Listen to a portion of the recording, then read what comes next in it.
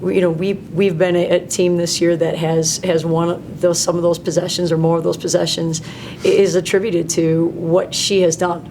We can watch film on her. We can talk about it. She's talking to her teammates. That's just the side that, from the basketball standpoint. But very, very rarely will you find a young lady like Monica Arns who is dealing with some intense adversity. And then, you know what she does? She carries the manager bag. And then she sets up the nutrition station. And then she cleans up the locker room after the game. So here's a young lady who finds ways to serve others, even though it hasn't been easy for her. So it's been a really hard year, but it's been a very special year, and someone that, trust me, we'll be talking about for years to come as an example. Another question, Coach, from Barry Poe of the Sioux City Journal. More times than not, you guys get to this stage of the tournament, you run into South Dakota State. What was it like, having them go out early and sort of knowing that they weren't going to be here to meet you?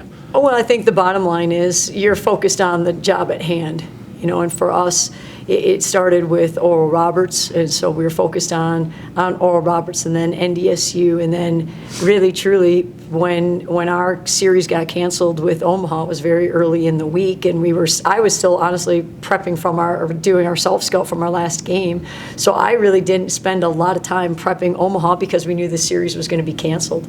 And so now all of a sudden you're playing someone in less than 24 hours that you haven't seen before and learning. So our focus was completely on what we needed to do, and I thought our players really, really responded at a very high level.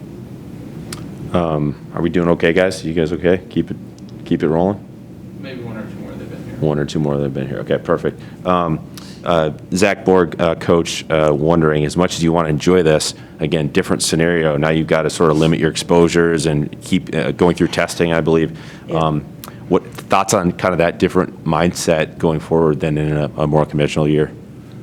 That's a challenge, and it's been a challenge all year. And I give our young ladies and our staff, our coaches, athletic trainers, our administration, an awful lot of credit, because you want to celebrate this moment with the people that you love, and those are your teammates and your coaches and everyone that's involved in your program, managers and strength and conditioning staff and athletic trainers. Yes, but you also want to spend this moment with your families who have spent endless hours in AAU gyms or high school gyms or traveling all across the country, really, and paying for hotel rooms, and they want to spend this moment with their daughters too. And so I think it's really, really a challenge. So I don't know, we're going to have to be creative, and we're going to have to find a way, because that's a mentality for us. We're going to find a way to figure it out, because it's a really important piece of the moment that they have and the memories that they have.